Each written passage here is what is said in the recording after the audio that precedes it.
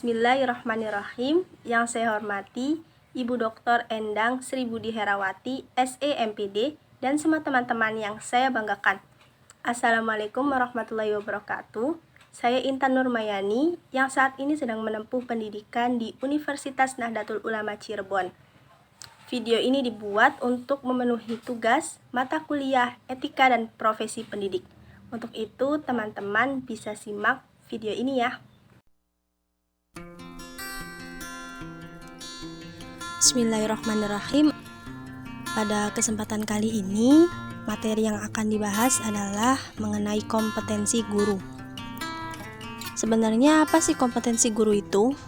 Kompetensi sendiri merupakan seperangkat penguasaan kemampuan, keterampilan, nilai, dan sikap yang harus dimiliki, dihayati, dan dikuasai guru yang bersumber dari pendidikan, pelatihan, dan pengalamannya, sehingga dapat menjalankan tugas mengajarnya secara profesional.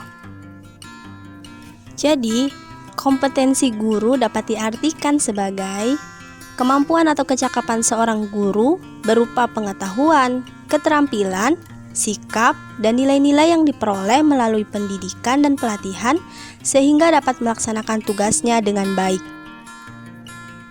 Berdasarkan Undang-Undang Nomor 14 Tahun 2005 tentang guru dan dosen, pada pasal 10 ayat 1 menyatakan bahwa kompetensi guru sebagaimana dimaksud dalam pasal 8 meliputi kompetensi pedagogik, kompetensi kepribadian, kompetensi sosial, dan kompetensi profesional yang diperoleh melalui pendidikan profesi. Yang pertama ada kompetensi pedagogik, adalah kemampuan pemahaman terhadap peserta didik, perancangan dan pelaksanaan pembelajaran, evaluasi hasil belajar, dan pengembangan peserta didik untuk mengaktualisasikan berbagai potensi yang dimilikinya. Indikator dan contoh penerapannya yaitu yang pertama, penguasaan terhadap karakteristik peserta didik. Dari informasi mengenai karakteristik peserta didik, guru harus bisa menyesuaikan diri untuk membantu pembelajaran pada tiap-tiap peserta didik. Karakteristik yang perlu dilihat meliputi aspek intelektual, emosional, sosial, moral, fisik, dan lain-lain. Yang kedua, penguasaan terhadap teori belajar dan prinsip pembelajaran yang mendidik. Guru harus bisa menerangkan teori pelajaran secara jelas pada peserta didik, menggunakan pendekatan tertentu dengan menerapkan strategi, teknik, atau metode yang kreatif. Yang ketiga, mampu mengembangkan kurikulum yang terkait dengan bidang yang diampu. Guru harus bisa menyusun silabus dan RPP sesuai dengan ketentuan dan kebutuhan. Mengembangkan kurikulum mengacu pada relevansi, efisiensi, efektivitas, kontinuitas, integritas, dan fleksibilitas. Kemudian yang keempat, menyelenggarakan kegiatan pengembangan yang mendidik. Guru tidak sekedar menyampaikan materi pelajaran, namun juga melakukan pendampingan. Materi pelajaran dan sumber materi harus bisa dioptimalkan untuk mencapai tujuan tersebut. Yang terakhir, memanfaatkan teknologi informasi dan komunikasi untuk kepentingan penyelenggara kegiatan pengembangan yang mendidik. Cara berkomunikasi sebagai guru harus bisa berkomunikasi dengan efektif saat menyampaikan pengajaran. Guru juga harus mampu berkomunikasi dengan santun dan penuh empati pada peserta didik. Kemudian yang kedua ada kompetensi kepribadian. Adalah kemampuan personal yang mencerminkan kepribadian yang mantap, stabil, dewasa, arif, dan berwibawa, menjadi teladan bagi peserta didik dan berakhlak mulia. Ada indikator yang mencerminkan kepribadian positif seorang guru yaitu supel, sabar, disiplin, jujur, rendah hati, berwibawa, santun, empati, ikhlas, berakhlak mulia, bertindak sesuai norma sosial dan hukum. Kepribadian positif wajib dimiliki seorang guru karena para guru harus bisa jadi teladan bagi para siswanya. Selain itu, guru juga harus mampu mendidik para siswanya supaya memiliki attitude yang baik. Yang ketiga, kompetensi sosial, yaitu kemampuan guru untuk berkomunikasi dan bergaul secara efektif dengan peserta didik, tenaga kependidikan, orang tua atau wali peserta didik, dan masyarakat sekitar. Indikator dan contoh penerapannya yaitu mampu bersikap inklusif, objektif, dan tidak melakukan diskriminasi terkait latar belakang seseorang, baik itu berkaitan dengan kondisi fisik, status sosial, jenis kelamin, ras, latar belakang keluarga, dan lain-lain. Mampu berkomunikasi dengan efektif, menggunakan bahasa yang santun dan empatik. Mampu berkomunikasi baik secara lisan maupun tulisan. Mampu beradaptasi dan menjalankan tugas sebagai guru di berbagai lingkungan dengan bermacam-macam ciri sosial budaya masing-masing.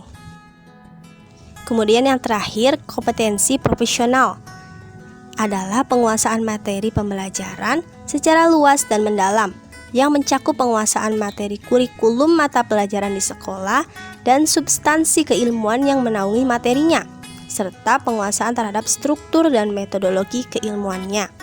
Indikator dan contoh penerapannya yaitu menguasai materi pelajaran yang diampu, berikut struktur, konsep, dan pola pikir keilmuannya, menguasai standar kompetensi pelajaran, kompetensi dasar pelajaran, dan tujuan pembelajaran dari suatu pelajaran yang diampu, mampu mengembangkan materi pelajaran dengan kreatif, sehingga bisa memberi pengetahuan dengan lebih luas dan mendalam bagi peserta didik, mampu bertindak reflektif demi mengembangkan keprofesionalan secara kontinu, mampu memanfaatkan teknologi informasi dan komunikasi dalam proses pembelajaran dan juga pengembangan diri.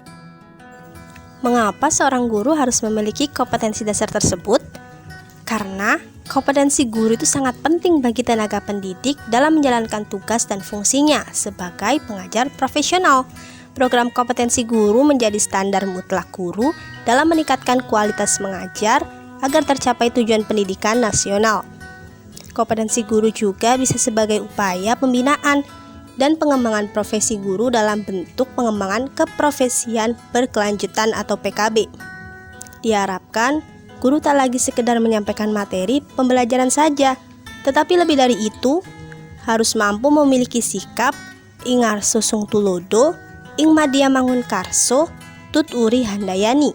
Di depan menjadi teladan, di tengah membangun karsa, membangkitkan semangat dan kreativitas, serta di belakang memberi motivasi, mengawasi, dan mengayomi. Lalu, bagaimana kondisi yang terjadi apabila guru tidak memiliki kompetensi dalam menjalankan profesinya? Maka akan mengakibatkan kurangnya kualitas pendidikan yang ada di sekolah tersebut. Hal ini juga berpengaruh pada hasil atau terhadap peserta didik. Guru yang kurang terlatih akan mengakibatkan peserta didik tidak menerima materi dengan baik dan tidak memiliki keterampilan dasar seperti ilmu pengetahuan dengan baik. Rendahnya kualitas pendidikan di Indonesia tentu saja tidak bisa diubah dengan cara mengubah kurikulum. Kualitas pendidikan hanya bisa dipecahkan dengan cara meningkatkan kualitas guru.